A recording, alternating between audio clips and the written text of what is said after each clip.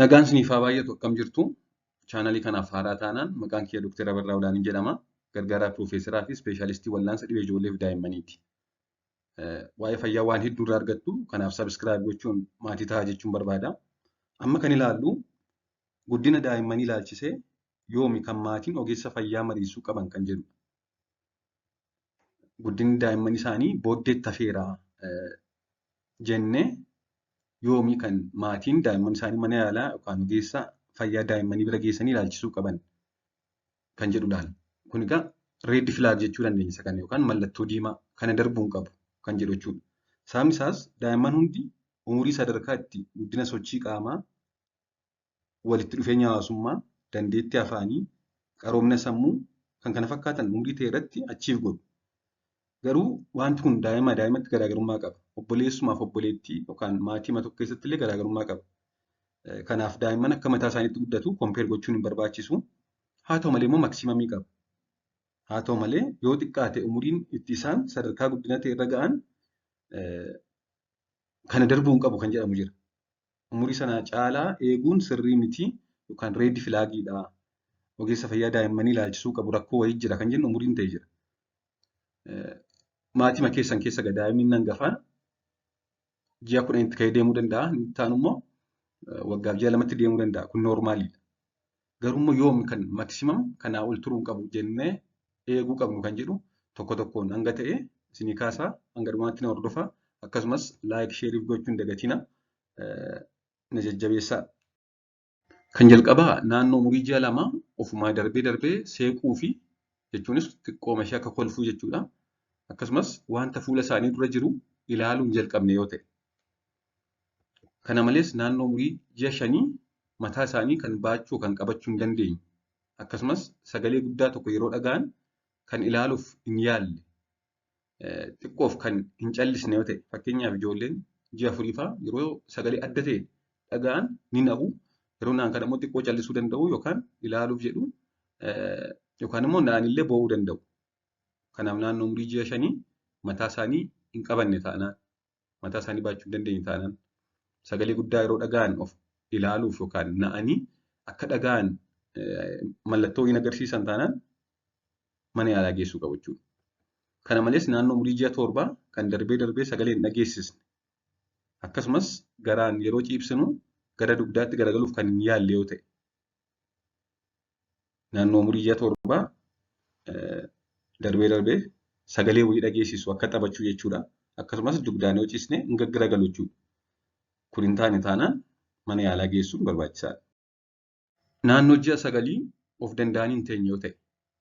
Akkuma beektan egaa daa'imman naannoo ji'a 5 yoo waa jala keenye yookaan uffata yoo itti maranii taa'u. Ji'a 5 ji'a 6 jechuudha. Naannoo ji'a 7 immoo of danda'anii taa'u.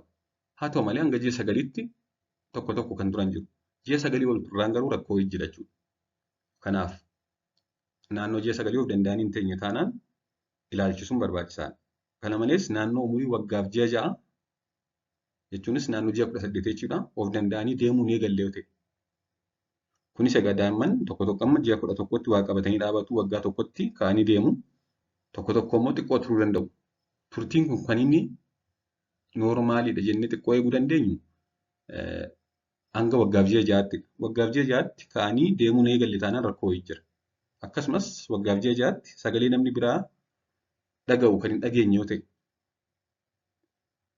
Kun egaa umurii kamittuu sagalee dhaga'uu qabu. Gurri isaanii akka dalagaa jiru, akka dhaga'aa jiran adda baafachuun barbaachisaadha. Garbiraan naannoo waggaa tokkoo wantootatti quba hin qaban yoo ta'e. Ijoolleen waatti quba qabanii waan barbaadan namatti agarsiisu. Waatti quba qabanii agarsiisan taanaan naannoo waggaa tokkoo akkasumas yeroo namni waatti agarsiisu hin ilaalan yoo ta'e. Kana malees immoo yeroo namni chaawoo jedhu chaawoo jedhan yoo ta'e mana yaalaa geessuun barbaachisaadha. Akkasumas naannoo waggaaf ji'a 6 sagalee dhageessisuun fedhan yoo ta'e ajaja salphaa hin fudhatan yoo ta'e ilaalchisuun barbaachisaadha. Ajaja salphaallee hin beekan. Fakkeenyaaf kottu jechuun beekan taanaan naannoo waggaaf ji'a 6 sirrii miti. Naannoo waggaa 2 ajaja salphaa hin hordofan yoo ta'e. Akkasumas naannoo waggaa 2f walakkaa wanta isaan haasa'anii namni isaan wajjin oolu beekuu qaba. Naannoo waggaa 2f walakkaa. wanta isaan dubbatan keessaa walakkaasaa namni isaan wajjin oolu understand gochuu qaba jechuudha. Jechuma tokko fayyumarra deddeebanii dubbatu taanaan daa'imman wajjin taphachuun fedhan taanaan qofaa adda baasu taanaan mana yaalaa geessuun barbaachisaadha. Kana malees naannoo waggaa 4 hedduun jechoota isaan dubbatanii ifa miti yoo ta'e naannoo waggaa 2 walakkaa wanta isaan dubbatan keessaa walakkaasaa namni isaan wajjin oolu namna jecha isaanii beeku adda baasuu qaba. Naannoo waggaa 4 immoo wanta isaan haasa'an keessaa hedduusaa beekuu qabna jechuudha. Akkasumas fuulli isaanii yookaan qaamni isaanii yeroo laallu uumamaan adda yoo ta'e fakkeenyaaf waan akka daawun sindireemii fa'aa akka suuratti argitan kana yoo qaba ta'e mana yaalaa geessuun barbaachisaadha. Kanaan ala garuu guddinni daa'immanii daa'imaa daa'imatti gargar ta'uu danda'a.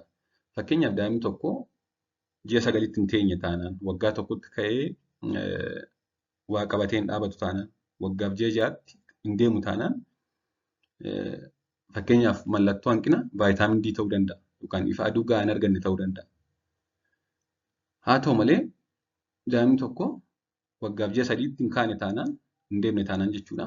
Tariitii abbaa yookaan haati umurii isaanii ijoollummaatti akkasaa xiqqoo turanii kan deeman ta'uu danda'u. Kanaaf garaagarummaan jira garuu garaagarummaa nuti toolereet gochuu hin dandeenye jira. Sirrii miti jennee kan jala murree keenya. Malee guddina daa'immanii daa'ima sangafaaf isa eegoo wal dorgomsiisuun sirrii miti. Akkasumas daa'ima ollaa fi daa'ima keenya wal dorgomsiisuun sirrii miti. Daa'imman akkuma beektan yeroo dhalatan ulfaatinni qaama isaanii garaagaraa tokko tokko yeroo gahee dhalatu tokko tokko yeroo malee dhalatu tokko tokko immoo yeroo irra darbee dhalatu. Akkasumas guddinni dandeettii afaanii dandeettii deemuu daa'ima tokko daa'ima biraatti garaagarummaa qaba. Uumamumaan jechuudha. Waan dhaggeeffattaniif hedduu galatoomaa turtii gaarii.